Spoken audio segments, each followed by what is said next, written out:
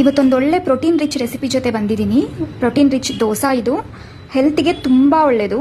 ಮೊದಲಿಗೆ ಬಂದು ತೊಗರಿಬೇಳೆ ಮತ್ತು ಮಸೂರ್ ದಾಲ್ ಇದೆರಡನ್ನೂ ಹಾಫ್ ಕಪ್ ತೊಗೊಂಡಿದ್ದೀನಿ, ಮಿಕ್ಸ್ ಮಾಡ್ಕೊಂಡಿದ್ದೀನಿ. ಟೋಟಲ್ 1 ಕಪ್ ಆಯಿತು. ಹಾಫ್ ಕಪ್ ಹೆಸರು ಕಾಳು, ಹಾಫ್ ಕಪ್ ಹೆಸರು ಬೇಳೆ, ಹಾಫ್ ಕಪ್ ಅಲಸಂದೆ, ಹಾಫ್ ಕಪ್ ಉದ್ದಿನಬೇಳೆ, half cup red rice, boiled rice ಅಂತೀವಲ್ಲ ಅದು, ಒಂದು 2 ಸ್ಪೂನು ಗ್ರೌಂಡ್ ನಟ್ಸ್ ತೊಗೊಂಡಿದ್ದೀನಿ, ಕಡಲೆ ಬೀಜ, ಮತ್ತು 1/4 ಸ್ಪೂನು ಮೆಂತ್ಯ ತೊಗೊಂಡಿದ್ದೀನಿ.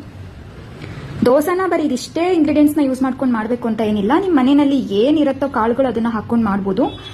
ಕಡಲೆಬೇಳೆ ಹಾಕ್ಕೊಳ್ಳಿ, ಸೋಯಾಬೀನ್ ಇದ್ರೆ ಅದನ್ನ ಹಾಕ್ಕೊಳ್ಳಿ, ಬ್ಲ್ಯಾಕ್ ಚೆನ್ನ ಇದ್ರೆ ಹಾಕ್ಕೊಳ್ಳಿ, ಒಣಗೋಗಿರೋ ಇದು ಬಟಾಣಿ ಬರುತ್ತಲ್ಲ, ಡ್ರೈ ಬಟಾಣಿ, ಅದನ್ನ ಹಾಕ್ಕೊಳ್ಳಿ. ಮೇಯ್ನ್ ಬಂದು ಉದ್ದಿನಬೇಳೆ ಇರಬೇಕು, ತೊಗರಿಬೇಳೆ ಮಸೂರ್ ದಾಲ್ ಇರಬೇಕು, ಮತ್ತು ಹೆಸರು ಬೇಳೆ ಅಥವಾ ಹೆಸರು ಕಾಳು ಇರಬೇಕು. ಇದನ್ನ ಹಾಕೊಂಡು ಬೇರೆ ಕಾಳುಗಳ ಜೊತೆ ಮಿಕ್ಸ್ ಮಾಡಿಕೊಂಡು ಆರಾಮಾಗಿ ಮಾಡ್ಬೋದು. ಮೇಯ್ನ್ ಬಂದು ಇದನ್ನೆಲ್ಲ ನೀಟಾಗಿ ವಾಶ್ ಮಾಡಿಕೊಂಡು ಓವರ್ ನೈಟ್ ನೆನೆಸಿಟ್ಕೊಬೇಕು.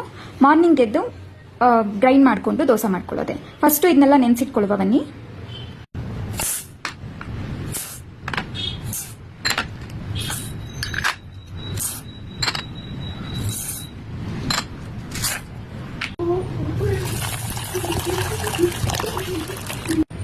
ಎರಡರಿಂದ 3 ಸಲ ಚೆನ್ನಾಗಿ ತೊಳೆದು ವಾಶ್ ಮಾಡಿ ಇಟ್ಕೊಂಡಿದ್ದೀನಿ.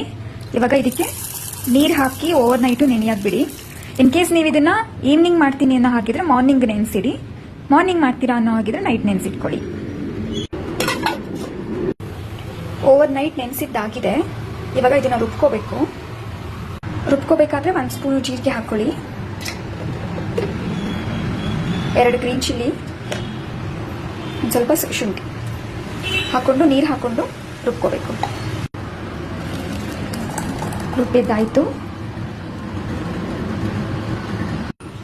ದೋಸೆ ಹಿಟ್ಟು ರೆಡಿ ಆಗಿದೆ. ಇದಕ್ಕೆ ಸ್ವಲ್ಪ ಸಾಲ್ಟ್ ಹಾಕೊಬೇಕು.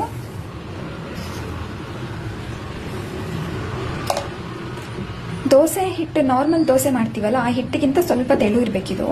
ಬೇಕಿದ್ರೆ ಸ್ವಲ್ಪ ನೀರನ್ನ ಆ್ಯಡ್ ಮಾಡ್ಕೊಳ್ಳಿ. ಇದೆಲ್ಲ ಏನು ಹುಳಿ ಬರ್ಸ್ಬೇಕು, ಫರ್ಮೆಂಟ್ ಆಗಬೇಕು ಅನ್ನೋದೆಲ್ಲ ಏನಿಲ್ಲ.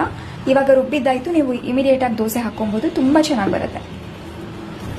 ನಿಮಗೆ ಯಾವ ಚಟ್ನಿ ಬೇಕೋ ಆ ಚಟ್ನಿ ಜೊತೆ ಈ ದೋಸೆನ ತಿನ್ಬೋದು.